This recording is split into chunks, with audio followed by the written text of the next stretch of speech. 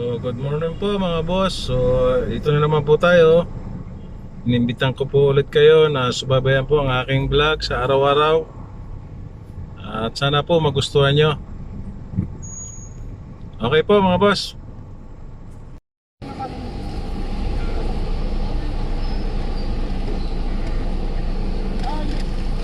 Sige, sana. Dito nga sa mga buong tao, diretso ka pa.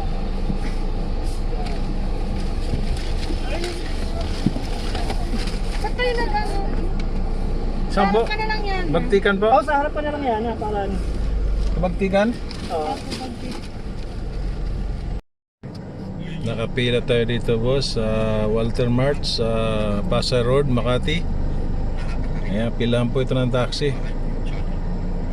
Kaya pila-pila po tayo.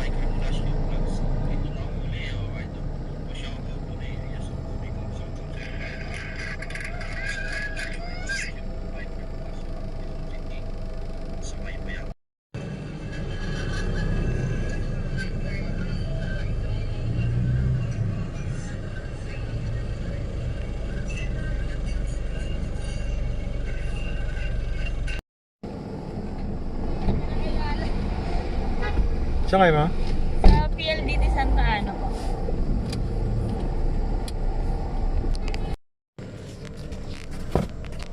So guys, dito tayo sa Ayala, Corner Buendia. Dito po tayo sa RCBC kung saan nagkabanggaan yung may-ari nito at saka si Gretchen Barreto. Nagkamali ng binangga si Gretchen Barreto. Ang nabangga niya pala yung may-ari mismo ng RCBC. So diyan po siya pinalabas mga bossing. Pinalaya siya ng gwardiya dyan. Kaya hindi na siya dyan makapunta eh. Bossing, naalala ko lang si Gretchen Barreto kasi napadpad ako rito. Chismoso tayo eh.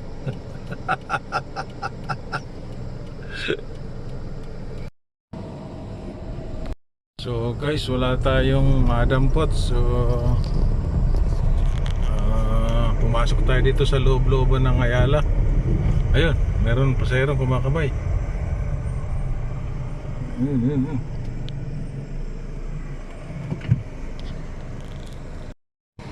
Saan tayo sir? Union Bank, sir, Pasay Road Branch. Sir. So guys, kung mawala tayong pasahero, may hina uli. So ipapasyal ko na lang kayo sa Skyway. Magbabayad po tayo para po sa inyo. Patitingin ko po sa inyo yung bagong Skyway natin dito sa Pilipinas. Ito pong vlog ko yung para sa mga, siyempre sa mga hindi na nakakauwi dito sa Pilipinas na hindi pa nila alam na may mga Skyway na tayo. Okay. Okay guys, papakita ko sa inyo yung Skyway. Magbabayad po tayo, walang problema kahit walang pasahero. Para po sa ating para sa vlog po natin. So, naka-entry na po tayo, boss. Skyway po ito. Uurasan ko po magmulan Makati hanggang Terminal 1. Urasan po natin kung ilang oras.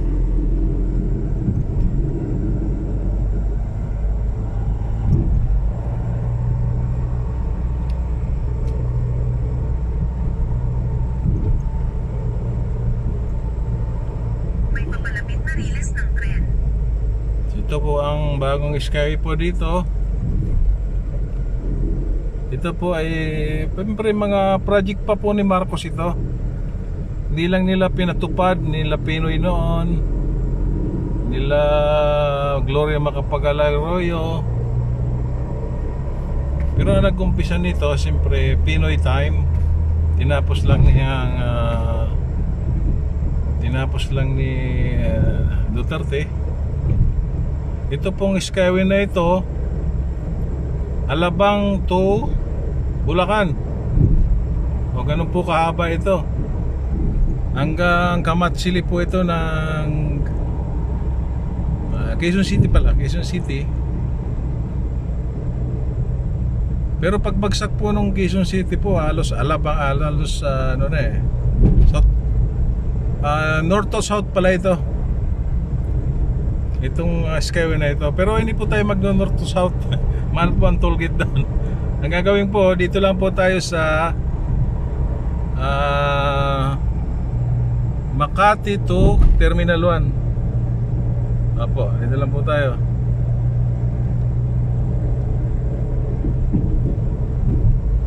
Ang ganda niyan mga boss, oh. Ang lapad po niyan. Oh.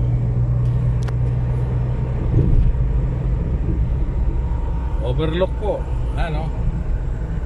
Pasay.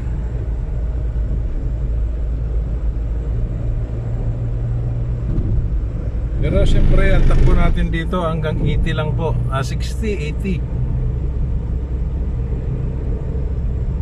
May overspeeding po rito. Akala nyo mga nasa Amerika kaya lang may ganyan, ha? Oh.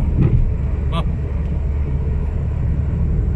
Balik na kayo dito sa Pilipinas. Oh, wala ka traffic. Ha?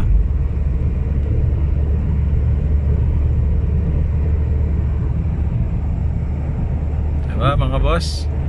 Skyway po to. Kaya kung taga Laguna ka, pupunta ka ng Bulacan, ako, naka 1 oras na lang po. Nga lang po, medyo mahalang toll gate pag Bulacan to siguro mga 3. Hindi ko pa subukan yung ganung kasi siyempre hindi naman ako nagbabayad pagka yung mga pasahero nagpapadaan dito, sila nagbabayad. Pero ngayon ako po magbabayad kasi dumaan po ako, wala pong pasahero.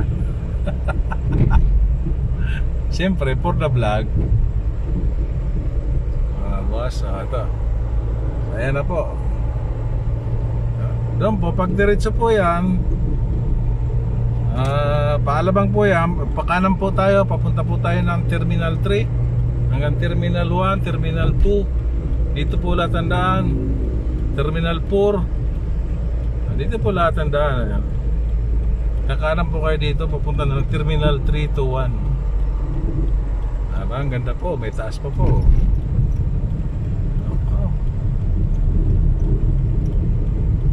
Salabat oh. Kagandaga. Sabi sa Batangas ay kagandaga. Ay rinin na, maparinin na po.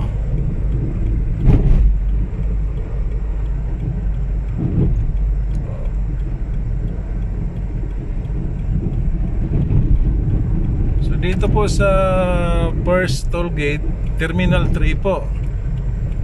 So dito mura-mura lang ang toll gate. Kung galing ka ng Makati sa 35 lang. Pero kung pupunta ka ng Terminal 1, mga 50. Ayan po yung Terminal 1, yung sa kanan. So diretso po tayo. Papunta po ito ng Terminal 1. Ano ba? Ganda Nako, wala pang 20 minutes, nasa Terminal 3 na tayo.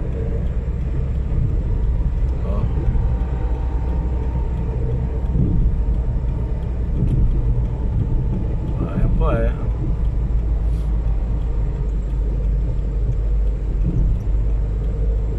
Kagandaga.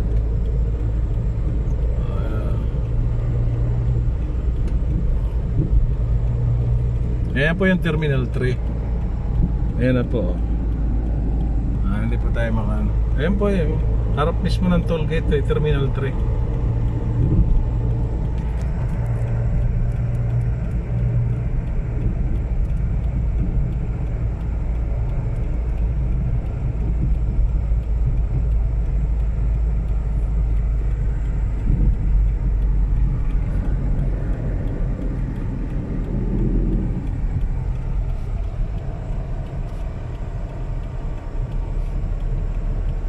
Ayan po, nasa tollgate na po tayo.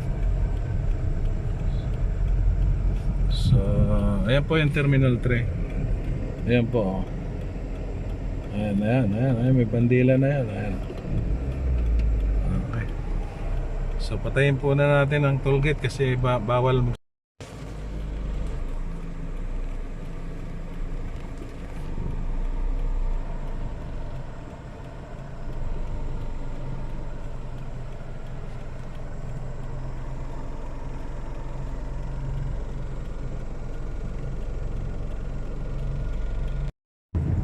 So, okay boss, nakapagbayad na tayo. So, tuloy po tayo.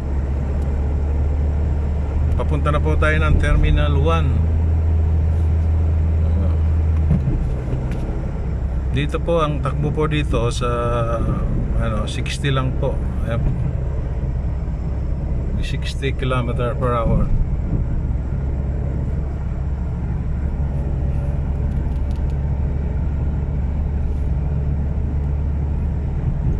Diba, ang ganda po. Nako.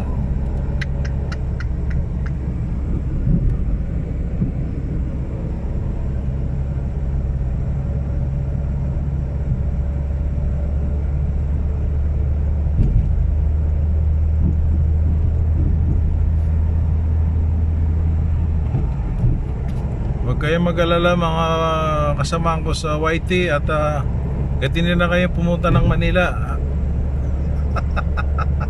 pasyal ko na lang kayo sa YouTube ko.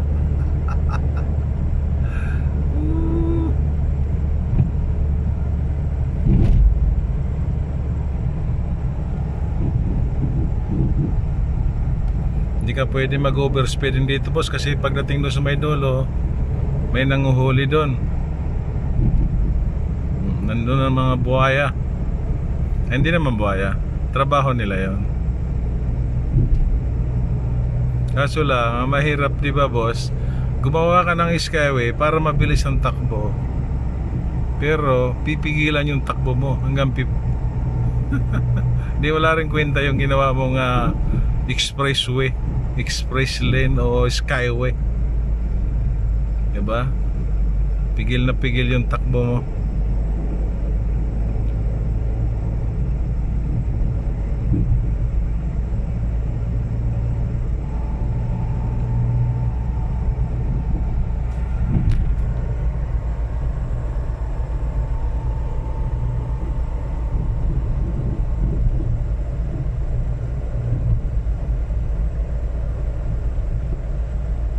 Dito po yung mga nanguhuli. Wala sila ngayon mainit kasi.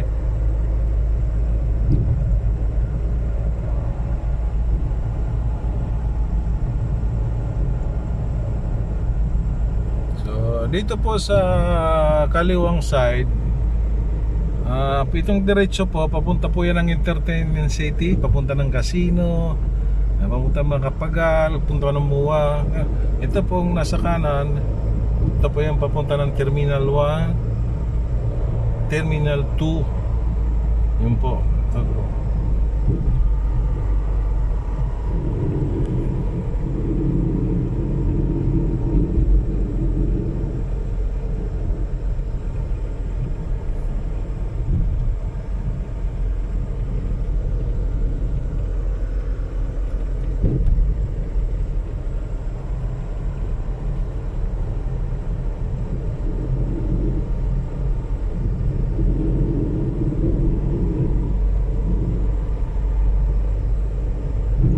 Okay, dito na tayo boss. Wala pang 30 minutes. Nandito na po tayo sa Terminal 1.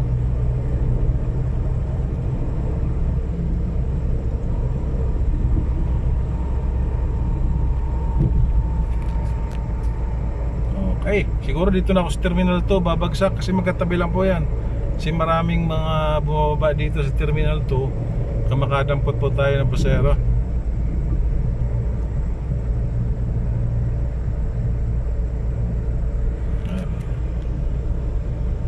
Ayan po. Ayan, ito na po yung end of Skyway na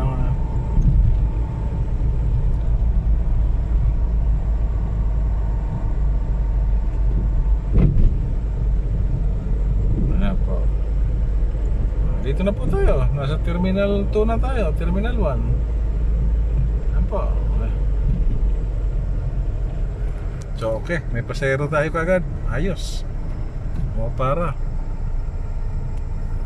Ayun o. Okay. Guys, dito is Terminal 3. May pasahero o.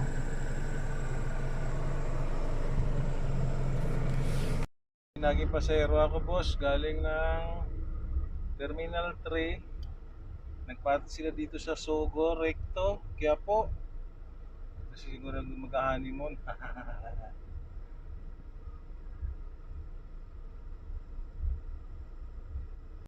So, okay boss, dito ko na tinatapos ang vlog ko. Maraming salamat po sa inyo sa mga nag-subscribe po sa aking channel. At lagi niyo pong susubaybayan at mag-updated po kayo sa aking YouTube channel. At mag-upload po ako ng mga iba-ibang mga view o lugar. Susunod po, gusto kong puntahan yung Boracay na ginagawa ni Duterte sa Manila. Boracay in Manila. Yung po ang gusto kong sunod na pakita ko sa inyo. Kung ako ngayon hindi pa nakakapunta ron eh. Ang balita ko may bayad daw eh. Tingnan natin kung ano, ipapasilip ko lang sa inyo. So okay boss, so bibilangin natin ang pera natin kung magkano.